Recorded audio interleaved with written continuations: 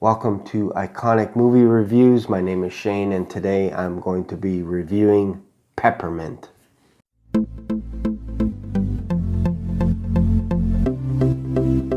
Alright, I'm just going to be upfront and say that in this movie review there's going to be some spoilers. So if you haven't seen the movie yet, I would highly encourage you to go into the movie theaters, watch this movie before you watch this review. Okay, enough said. Let's get into the movie. Peppermint is an action thriller which tells the story of a young mother who awakens from a coma after her husband and daughter are brutally murdered by gang members. When she awakens, she agrees to testify as to who the murderers were, and once she realizes the system fails her, she goes into hiding for about 5 years and comes back as an assassin. Alright, Rotten Tomatoes gives this movie, Peppermint, a score of 14%, and audiences give it a rating of 80%. Now, I don't try to take Rotten Tomatoes too seriously because they were also known to give The Last Jedi 91% while audiences gave it 46%. So I have to ignore what Rotten Tomatoes are saying for this movie. So Peppermint was directed by Peter Morrell. You might know him from the movies that he directed, including The Gunman, Taken, To Paris with Love with John Travolta. Jennifer Garner, of course, is most famously known as playing a CIA agent in Alias. She's also been in Miracle from Heaven, Elektra, Draft Day, and a few other movies, Pearl Harbor. So she's a well-known actress. Alright, so the movie opens with a car in an empty parking lot and the car is shaking back and forth. I actually thought maybe this was going to be like a sex scene or something like that. I wasn't sure what was going to happen with the parked car. But then we go inside the car and we see Riley North beating on a gang member and they're going back and forth, and finally she takes this guy out, kills him. And it's one of the 3 gang members. Later, we see the 3 gang members hung in a Ferris wheel. A little bit symbolic, if you will, because 5 years before, these are the same guys that killed her husband and her daughter. Why I didn't mind that scene was, as in any type of situation where you have these criminals that are sent to kill her family, it wasn't personal, it was just business. So these criminals, to me, are on the bottom of the rung. She wanted to get to the head, the top guy. And the way to do that is to actually eventually go to their base and take them all out. We all know that. We all understand that. So it didn't bother me that she killed these 3 guys and we didn't see it. Because I'm like, I don't care. I don't care about these guys because she didn't need to have any emotional investment into having satisfaction in killing these bad guys. So she killed them, took care of them, but she wanted this to stop and get revenge on the whole system. So she went after the judge. I think she went after the lawyer as well. 3 criminals, obviously they're dead. And the whole gang, she's actually creating a war against the gang. It's very similar to Punisher. And this movie reminded me a little bit of The Punisher because Frank Castle ends up getting in the middle of a crossfire between 2 rival gangs, and him and his family get shot up. He gets left for dead and becomes a Punisher.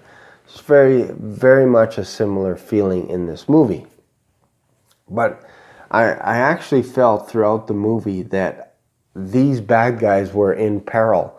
I just thought she was like a Terminator. She was like Sarah Connor meets John Wick, meets the Terminator, meets Equalizer, meets Taken. It was all blended in here. She was a wrecking machine. She was not going to stop unless they killed her.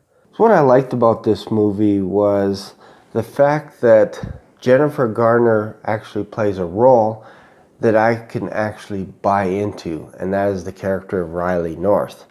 She does disappear for about 5 years, And all we know is through some video footage that maybe she was training underground as to become a martial arts expert in some way. Could be Europe somewhere, could be Russia, who knows where. We don't know, but we see her getting a bit of an ass kicking when she's learning boxing and all this kind of stuff. So she is toughening up. We get that picture. Then when she arrives back in America, she breaks into a gun store and starts stealing guns, and the police actually realize that she knew exactly what weapons she was getting, including the bullets, all that kind of stuff. So it's easy to buy into this character. Her family gets murdered. She has nothing left. She has nothing to lose. So she's going after these gang members. She tried to go the right way by identifying who these criminals were. And basically they laughed at her. They let the criminals go in court. And this sets her off on her journey. I remember watching a movie a few years back called Colombiana with Zoe Saldana, and I didn't buy into her character. I just felt she was too small. I felt she wasn't strong enough to overpower some of the guys that she was taking out, and it just didn't seem believable when she was handling weapons. I don't know what kind of training Zoe went through, but I couldn't buy into it because she was taking out bad guys bigger than her. So I thought when I went into the theater to watch Peppermint, I thought it was going to be much of the same. Wow, was I shocked. Jennifer Garner actually is a very believable actress. I think she actually was just as a believable character as what Keanu Reeves portrayed, Denzel Washington, Liam Neeson. Like, let's be honest, do you see Liam Neeson or Denzel Washington as a martial arts expert? Not really. Keanu Reeves is, to me, is probably the closest one to a martial arts expert, as he has practiced Brazilian Jiu-Jitsu, and I think he would do well in the Jiu-Jitsu tournament, and I think he would do well at these gun competitions as well, because it takes a lot of experience to be able to load, unload guns and make it look realistic.